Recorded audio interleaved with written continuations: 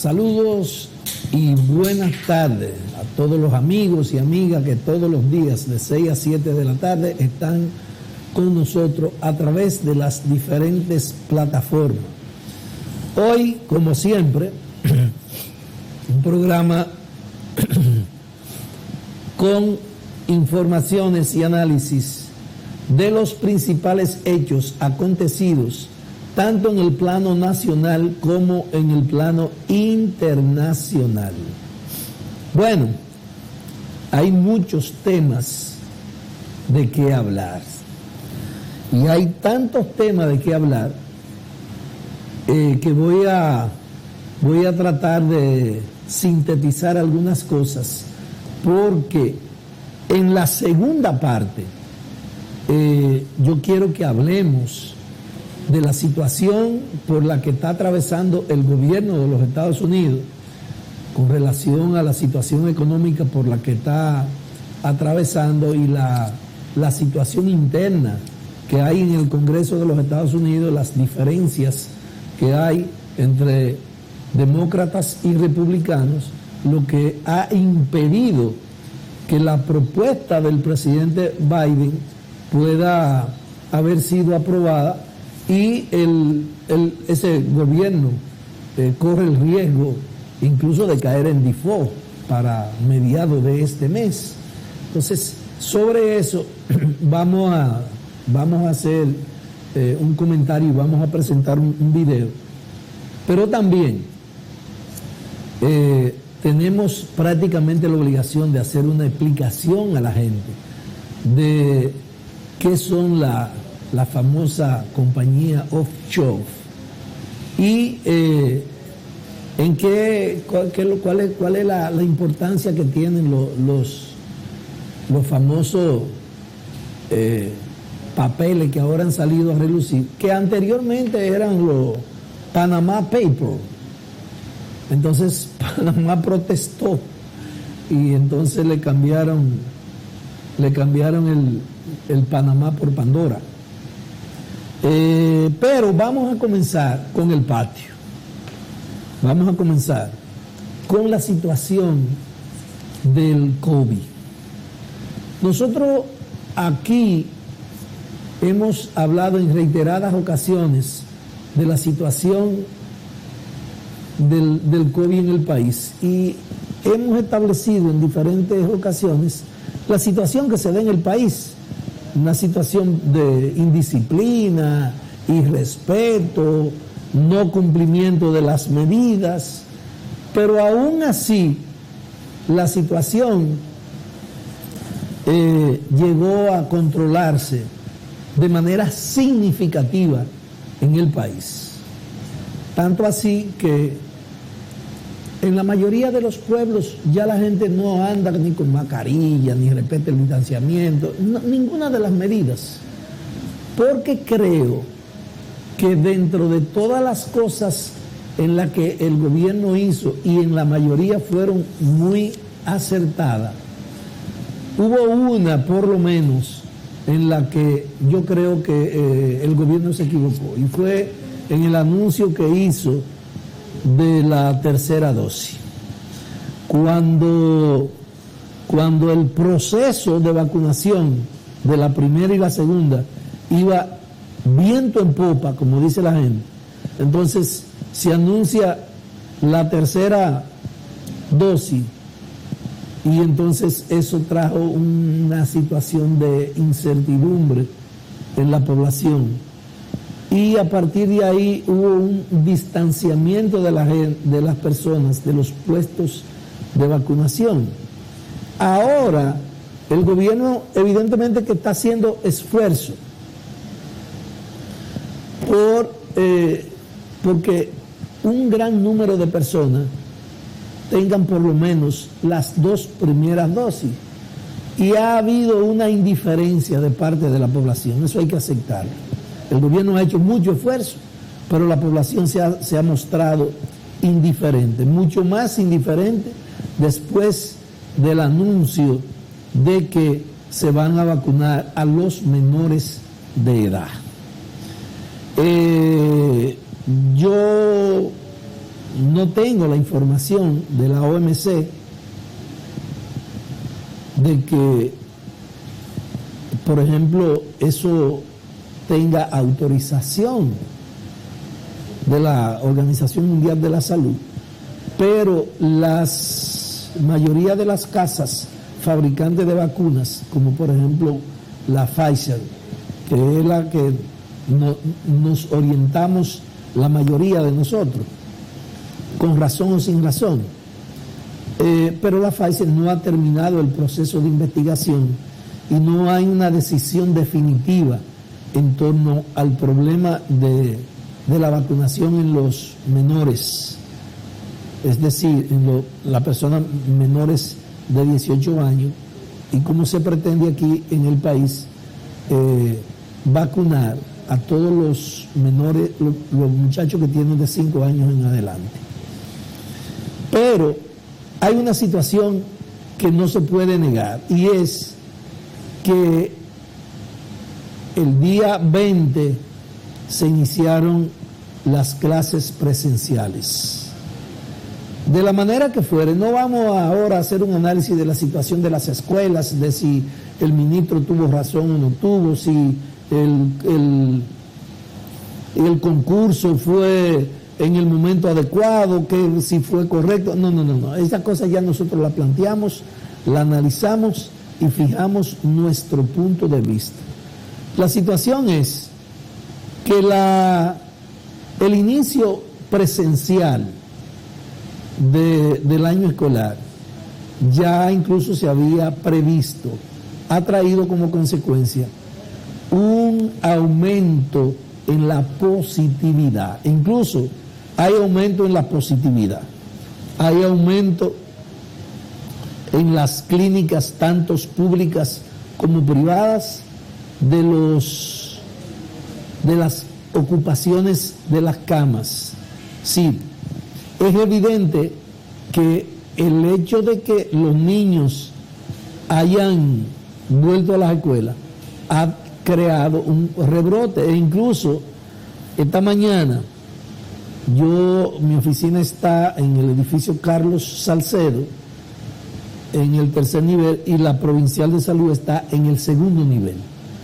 Y en una ocasión yo salí a hacer una diligencia, y cuando salía me encontré con una compañera abogado que iba a la provincial de salud para informar que en la escuela donde trabaja su esposo, varios niños se han contagiado y tienen el poli, y fue a informarlo para que tomaran las medidas del lugar. Pero eso no solamente ha ocurrido en esa escuela, en el municipio de Moca o en la provincia de Payá, sino que en muchos puntos del país se han reportado esas situaciones. Y las autoridades evidentemente están tomando las medidas que entienden de lugar. Pero hay que ver cómo las cosas se van manejando, de manera, porque sería una frustración no solamente para los padres y los niños, que tengamos que retirar a los niños de las aulas, es decir, que las clases presenciales se tengan que parar y tengamos que volver a la virtualidad.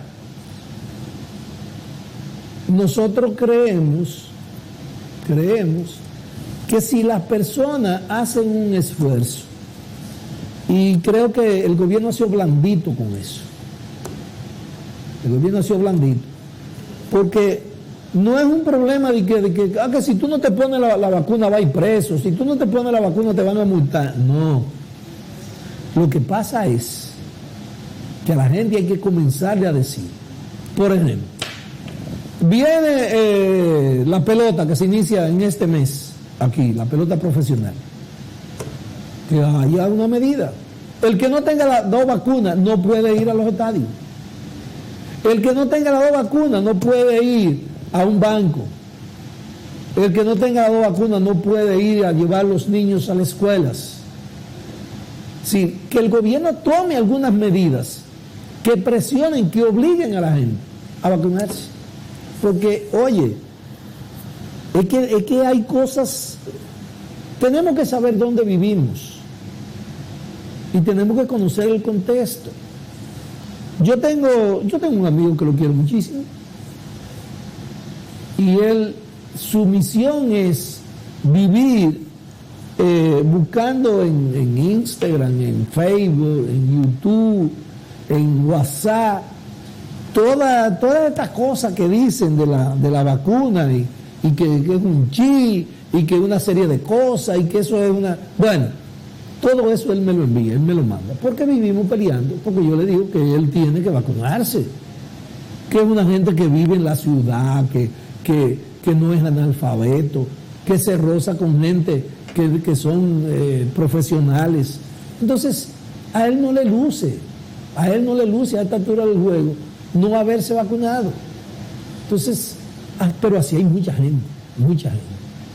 Y yo creo que el gobierno va a tener que tomar algunas medidas que garanticen que se pueda mantener el año escolar de manera presencial, sin que estas situaciones causen situaciones que creen grandes preocupaciones, a sabienda también de que no solamente está la situación de la presencialidad en las escuelas, sino que todo el mundo sabe que a partir de ahora ya el invierno pasó, entonces la temperatura comienzan a equilibrarse. Ya de madrugada usted siente una temperatura un poco agradable, que en día pasado eso no se sentía. En día pasado habían unos soles y una temperatura que eso era una cosa del otro mundo. Entonces, parece también que el problema de la temperatura es algo que también incentiva el problema del contagio. Entonces, esas cosas hay que tenerlas en cuenta. Señores, en el día de hoy, aquí en Moca, yo dije el día pasado que no me motivaba a hablar mucho de esas situaciones de los puestos de medicina, porque no estoy de acuerdo simplemente con las autoridades. Hoy las autoridades anuncian, déjame ver si lo consigo aquí, para leérselo íntegro, el anuncio de las autoridades con relación a la actividad que hicieron en los puestos de medicina, una actividad donde supuestamente incautaron 25,000 cajas de medicinas vencidas, falsificadas, y entonces yo me pregunto, si se incautaron 25,000 cajas de medicamentos, una parte falsificados, una parte vencida, una parte que eran muestras médicas que legalmente no se pueden vender. Es decir, una evidente violación a la ley. Y yo me pregunto, ¿dónde están los detenidos? Porque esas cosas tienen que manejarse de otra forma. Y por eso es que nosotros en este país tenemos la situación que nosotros tenemos. Y por eso yo, cuando me refiero al problema de la policía, digo que la policía no es el problema, que la policía es parte del problema. El problema es la sociedad. Y el problema es el armazón jurídico del Estado dominicano. Porque yo dije, cuando hicieron la primera el primer descenso en los puestos de medicina, yo dije que yo no estaba de acuerdo con eso. Yo no estaba de acuerdo con eso porque precisamente eso iba a terminar en lo que ha terminado. En lo que ha terminado. Y yo pienso que lo más importante que usted puede hacer en un país es, en cada acción de la autoridad, mostrar eficiencia, mostrar autoridad, y con eso tú educas a la población. Pero yo le voy a hacer una pregunta a ustedes. ¿Qué le estamos enseñando a la juventud de la República Dominicana cuando el Estado Dominicano, oiga bien, porque eso no es un problema de una oficina de abogados o de la provincial de salud, no, el Estado Dominicano, en la representación de Proconsumidor, hace un descenso, pues no decía allanamiento, la semana pasada, hace 8 o 10 días. Entonces, eso se queda, que sí, que no, que se hizo, que no se hizo, que no se le permitió, que le tiraron piedra, que bueno, una serie de cosas. Hoy vuelven la gente de Proconsumidor y dice la reseña de los medios de comunicación, dice la reseña de los medios de comunicación, que mucha gente entregó de manera voluntaria las cajas de medicamentos vencidos y falsificados. Entonces, si eso se queda así, ¿cuál es la lección que le estamos dando a la población? Que usted puede violar la ley sin ningún problema. Que usted puede violar la ley cuantas veces sea necesario, y violar la ley en aspecto tan delicado, porque dentro de esos medicamentos habían pastillas para la presión, para la diabetes, para el corazón, para el hígado, una serie de cosas. Entonces usted se imagina un infeliz que esté utilizando, que crea que está tomando pastillas para la presión y lo que le está, eso está vencido, o no es esa pastilla, eso está falsificado. Y eso, lo que yo creo es que si nosotros tuviéramos un Estado responsable, no es y llevarse el preso a esa gente y cantarle que sé yo cuántos años. No, ese no es el problema. Claro, el Estado no puede, porque este es un Estado infuncional, este es un Estado que aquí no hay régimen de consecuencias. No es para esos infelices que venden la medicina, es para nadie y para nada. Y entonces, porque yo entiendo que esa gente lo que se debió fue, pero no ahora, porque tienen 20 y 25 años, haciendo exactamente lo mismo que se dijo hoy. Esa gente hay que sentarse con ella y hacer lo que se ajusten a lo que establece la ley, a lo que establece la ley, y que lo supervisen. Y que si hay que obligarlo a cumplir con la ley, que lo obliguen. Pero usted se imagina que los medios de comunicación te digan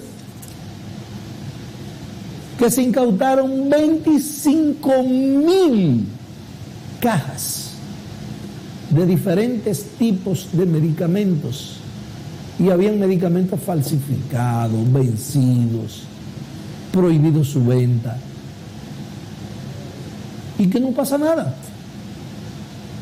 Me imagino que los dueños de los puestos de medicina le dijeron a la gente del Proconsumidor: bueno, a partir de ahora nosotros no vamos a vender, no vamos a vender documentos falsificados, no vamos a vender documentos vencidos, y ya. Proconsumidor se va tranquilo para Santo Domingo a cumplir con sus funciones. Y yo digo, eso es una vergüenza y una deshonra para el Estado dominicano. Y entonces queremos pedirle a la ciudadanía que cumpla con la ley. Y queremos pedir régimen de consecuencia para otros sectores y otros grupos de la sociedad.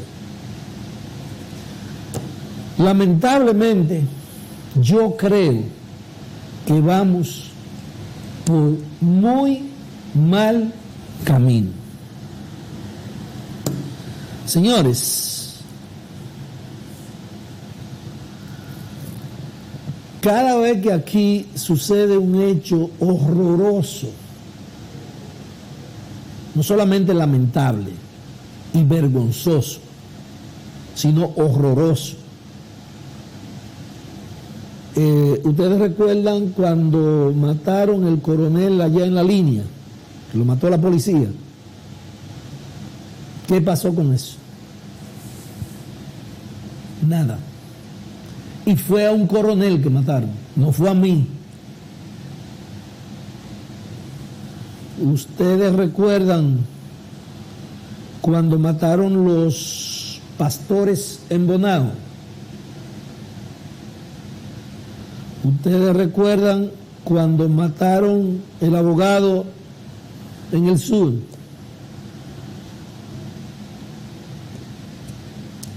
Sí.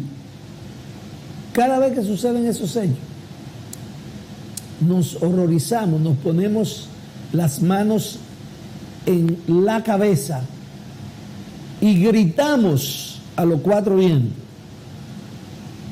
que hay que reformar la policía.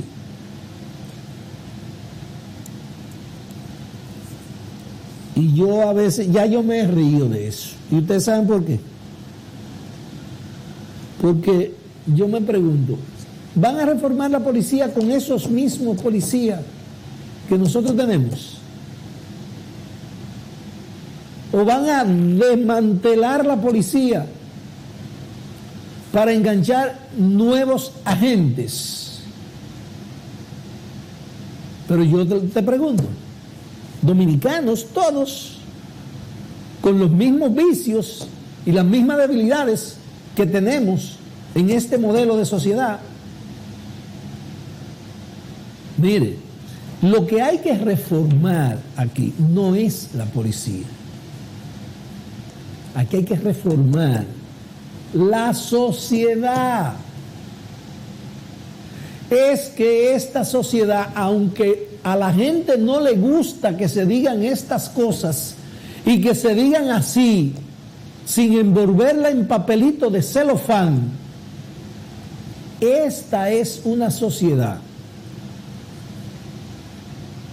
que a partir de los años del 66, cuando se inició el gobierno de Joaquín Balaguer, se inició un proceso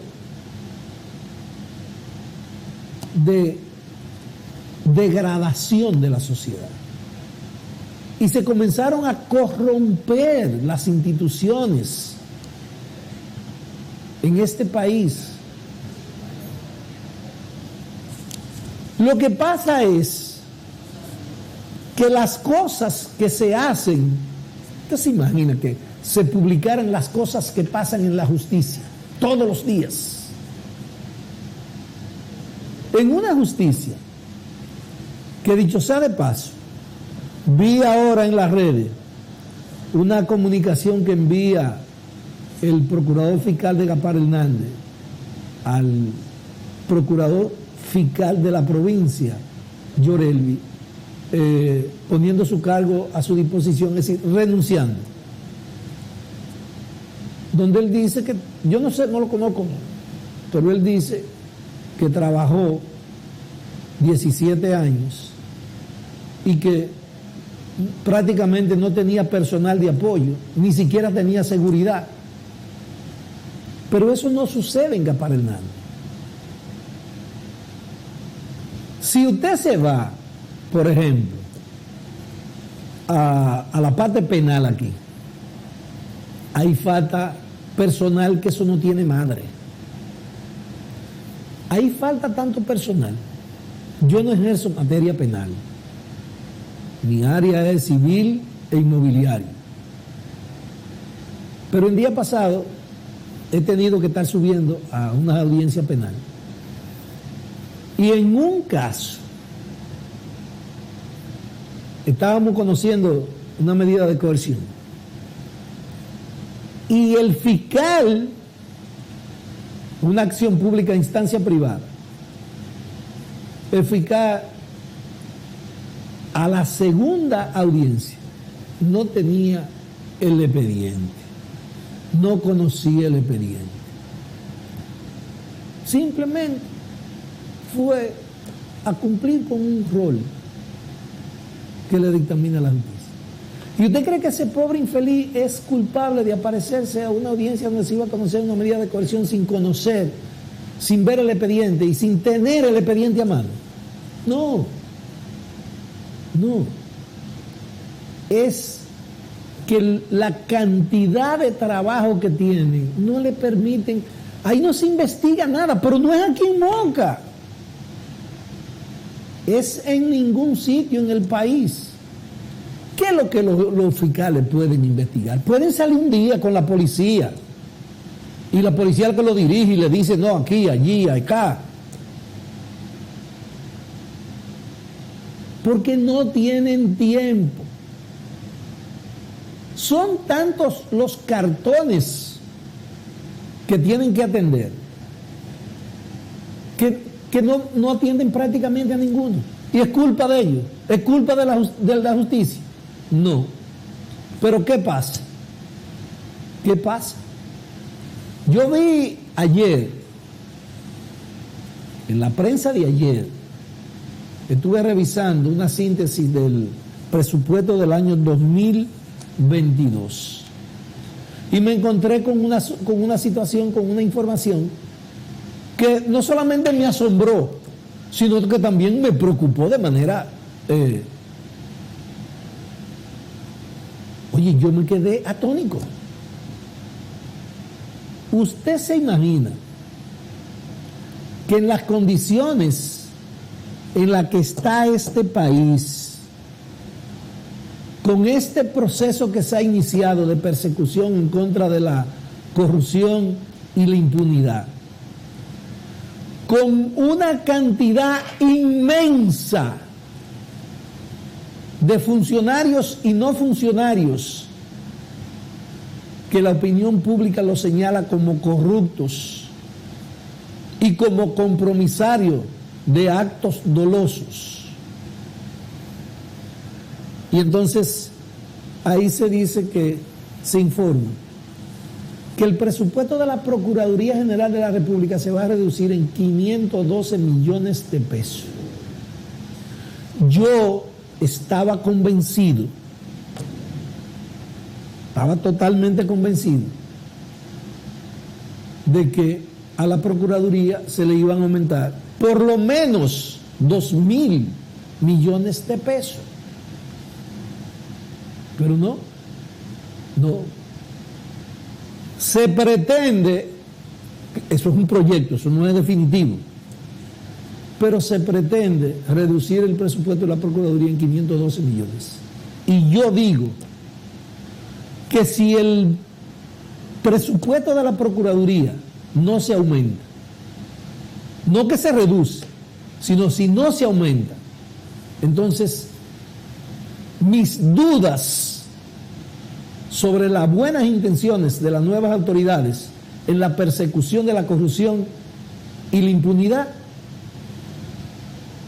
van a mantenerse y se van a robustecer. yo pienso que el presidente de la República debe intervenir y el presidente de la República debe ordenar que se modifique esa partida y que se aumente de manera significativa el presupuesto de la Procuraduría General de la República. Señores, vamos a subir, cumplimos con unos compromisos comerciales y no se vayan, que en breve regresamos.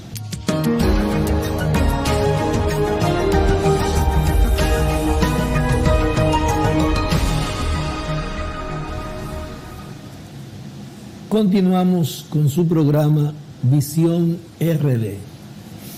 Miren, yo tengo unos temas aquí que ya hoy no voy a tener tiempo de tratarlo, pero mañana lo vamos a ver. Y es lo que tiene que ver con la reforma policial y la situación, las diferentes versiones sobre el asesinato de la arquitecta Leslie Rosado. Porque hay un tema que para mí es prácticamente obligatorio. ¿Por qué? Porque nosotros dependemos, y cuando hablo de nosotros estoy hablando de la República Dominicana, nosotros dependemos mucho de la suerte de la sociedad norteamericana. Y digo que dependemos porque una vez alguien decía que cuando a Estados Unidos le da un resfriado, a nosotros nos da una pulmonía. Y eso en términos comparativos tiene ciertos niveles de lógica. Hoy el gobierno de los Estados Unidos está en una situación atravesando una situación de grandes dificultades económicas. Pero además, a las dificultades económicas se le suman dificultades políticas, contradicciones entre los demócratas y los republicanos. Pero además, que los propios demócratas a lo interno entonces también tienen contradicciones, porque lo que ellos le llaman allá los izquierdistas, los progresistas, que es el grupo que encabeza el senador que fue precandidato presidencial, también tienen una diferencia interna. Y entonces, eso ha dificultado que en el Congreso se apruebe el aumento del techo de la deuda. Porque ustedes saben que en Estados Unidos no tiene problema, no tiene que coger mucho dinero prestado así, porque ellos tienen una maquinita de hacer dólares y hacen los dólares. Pero cuando ellos hacen los dólares, esos son unos dólares que ellos lo utilizan, pero eso tiene un activo y un pasivo. Y entonces, el techo de la deuda no le permite ahora hacer más préstamos. Y eso tiene el gobierno entre la espada y la pared. Hace unos días, el gobierno se vio en la obligación de tomar una serie de medidas y tienen hasta el 18 de este mes para que se pueda resolver el problema, no solamente el problema de las diferencias con los demócratas, sino que los demócratas internamente también puedan resolver sus dificultades. Yo le voy a poner un videíto que hace una explicación sintética de la real situación por la que atraviesa el gobierno de los Estados Unidos.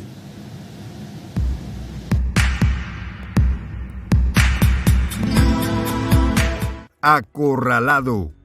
El pasado 30 de septiembre, Joe Biden evitó el cierre de la administración a unas pocas horas antes de quedarse sin fondos. pero no tuvo éxito con la aprobación del límite de la deuda para la financiación del gobierno. La potencia del norte, cerca de la quiebra, se ve imposibilitada a hacer frente a sus pagos hasta el próximo 18 de octubre, y está en el limbo su agenda para contrarrestar el avance del gigante asiático. De hecho, en una entrevista, el presidente ejecutivo de la compañía, Jamie Dimon, reconoció que comenzaron a planificar escenarios de cómo afectaría la quiebra a los mercados estadounidenses e internacionales. Sin embargo, esta no es la primera vez que sucede lo que Jamie calificó de evento potencialmente catastrófico, donde su principal acreedor, Xi Jinping, le advirtió cumplir los pagos de la deuda. ¿Este será el fin de Biden? Los detalles de esta historia, respuesta a esta interrogante, los conocerás a continuación. Quédate con nosotros.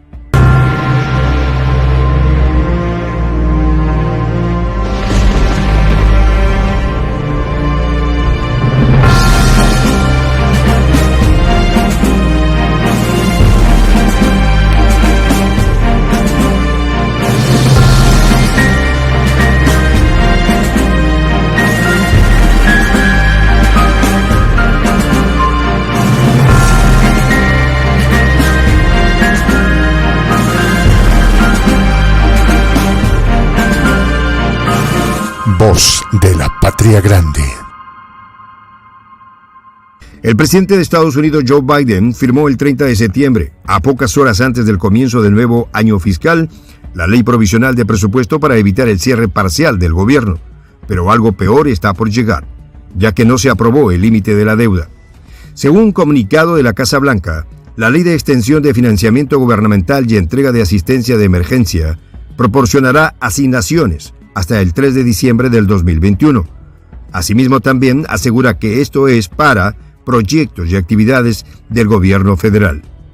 Asimismo, se señala que la medida incluye asignaciones suplementarias para ayuda en caso de catástrofes, así como una partida adicional destinada a los evacuados de Afganistán, además de ampliar varias autorizaciones que están a punto de vencer. El proyecto se firmó a contrarreloj por el Senado por 65 votos a favor, el mismo día 30, y por la Cámara de Representantes con 254 votos a favor contra 175 una hora más tarde, para mantener el actual Ejecutivo en pleno funcionamiento según el plazo señalado. Con esto se evitó no paralizar los servicios públicos federales por falta de fondos. No obstante, no se aprobaron las normativas para eliminar el techo al límite de la deuda. Y es que el techo de deuda, o en todo caso, ¿qué es el techo de la deuda? Bueno, es la capacidad que tiene el gobierno para pedir nuevos préstamos, o sea, financiarse. Este monto tiene un valor de 28,4 billones de dólares. Escuchó bien, billones de dólares, y se agotará el plazo el próximo 18 de octubre.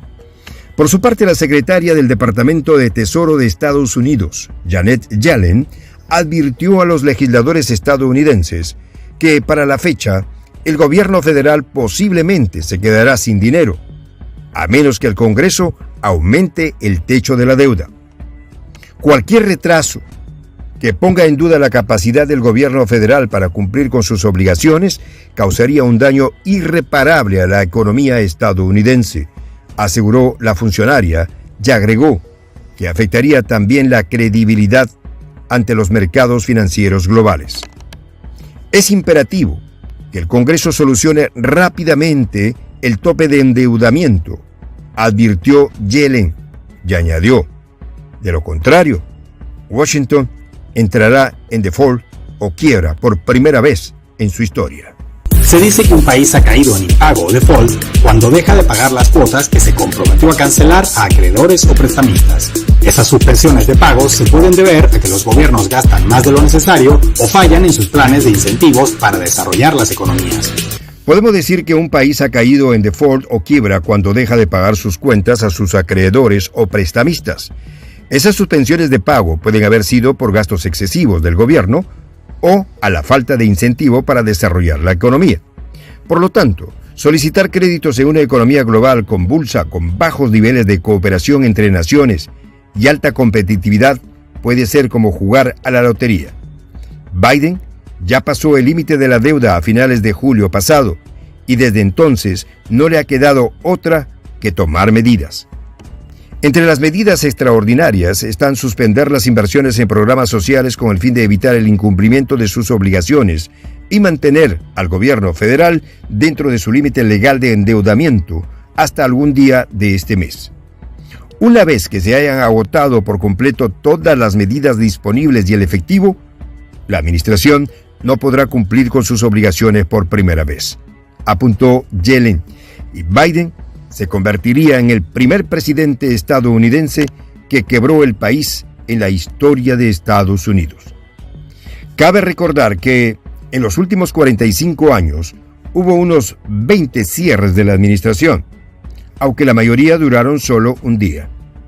El más largo, de 35 días, se produjo durante la presidencia de Donald Trump, entre el 2017 y 2021, debido a varios desacuerdos por la construcción del muro con México. En esta ocasión, la aprobación de una ley para financiar el gobierno de Biden y evitar la quiebra se retrasó por los conflictos en el Senado entre demócratas y republicanos para aprobar una suspensión del techo de deuda y evitar que el país incurra en una suspensión de pagos hasta el 18 de octubre. Es imperativo que el Congreso encare esta situación, señaló la secretaria del Tesoro, y advirtió durante la audiencia en el Senado que es necesario para evitar un evento catastrófico para la economía. Pero no fue la única que trató de aliviar la situación. Por otra parte, la banca internacional y mayor prestamista de Biden, J.P. Morgan Chase, comenzó a analizar algunas posibilidades. El presidente ejecutivo de la compañía, Jamie Dimon, reconoció en una entrevista que ya está analizando cómo una quiebra afectaría a los mercados nacionales e internacionales. Dimon afirmó que es la tercera vez que sucede este evento y que se arreglará de cualquier modo. No obstante, aseguró que no se debía esperar hasta el último momento. Creo que todo esto es un error y que debían hacer un proyecto de ley bipartidarista para deshacerse del techo de la deuda. Todo es político, acotó. Por el momento, la banca internacional J.P. Morgan Chase, como parte de su preparación, está revisando los contratos de sus clientes, un proceso que requiere muchos recursos, y recordó que la última vez tuvo un costo de $100 millones, se quejó el ejecutivo Dimon. Lo cierto es que los días siguen pasando y se le acaba el tiempo a Biden para evitar la quiebra. Sin embargo, persisten las discrepancias entre demócratas y republicanos que no parecen ceder ante la ampliación del límite de la deuda y evitar el endeudamiento del gobierno. El otro asunto que está complicado es el acuerdo de la agenda económica de Biden, que pende de un hilo por las tensiones entre los flancos centrista y progresista del Partido Demócrata. El plan de gastos en infraestructuras que ese líder convirtió en el barco insignia de su mandato. Lo cierto es que los legisladores de su Partido Demócrata resolvieron aplazar la votación de un plan de $1,2 billones en infraestructuras. El programa que figura al tope de las prioridades de Biden para contrarrestar el avance del gigante asiático. La presidenta demócrata de la Cámara de Representantes, Nancy Pelosi, se comprometió a organizar una votación esta semana con congresistas de centro, mientras el ala izquierda del partido prometió frustrar la votación por no haber recibido un compromiso claro para aprobar un proyecto de gastos sociales por $3.500 millones. Los republicanos rechazan suspender el límite de emisión de deuda porque consideran que sería un cheque en blanco para Biden y dejaron la decisión en manos de los demócratas. El Congreso vive horas cruciales. El tiempo es limitado. El peligro es real. Mientras Biden, desesperado, busca plata. ¿Este será su final? Está por verse. Soy el J, Juan José del Castillo, director del canal Prensa Alternativa. Si quieres ser parte... Miren, señores, es importante, yo decía que es importante que nosotros le demos seguimiento. Este tipo de informaciones usted no lo va a ver en la prensa de nosotros, porque eso ustedes saben lo que es la prensa, pero ustedes saben que nosotros recibimos alrededor de 7,000 millones de dólares anuales por concepto de remesa.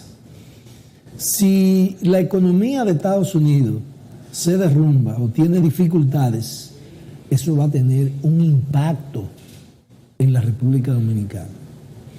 Y lo que menos nos conviene a nosotros, porque tenemos un problema, hay mucha gente que se joda, que yo no soy de este gobierno. No, el problema no es del gobierno, el problema es del país, es del pueblo dominicano.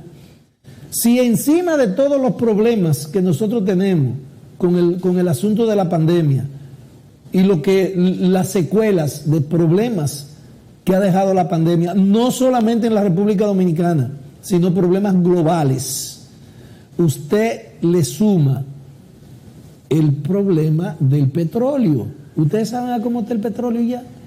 A $78. Y eso va a tener, esa situación del precio del petróleo, eso va a tener grandes repercusiones, eso va a impactar en la economía de la República Dominicana. Pero si a esa situación usted le suma el problema de la disminución de las remesas, mire, entonces eso va a afectar a la economía de la República Dominicana. Por eso nosotros nos preocupamos y por eso nosotros les invitamos a ustedes a que le den seguimiento a los problemas internacionales, fundamentalmente a los problemas de la sociedad norteamericana. Y se lo pido principalmente a los profesionales, a los empresarios, a los inversionistas, para que estén claros de por dónde que va la situación. Tenía pendiente tocar otros temas, el tiempo se nos acabó, simplemente nos resta agradecer a cada uno de ustedes que a través de las diferentes plataformas han estado con nosotros e invitarlos para que mañana estén con nosotros nuevamente de 6 a 7 de la noche, aquí por Canal 48 Moca Visión. Y no se vayan, que sigue Entre Jerez.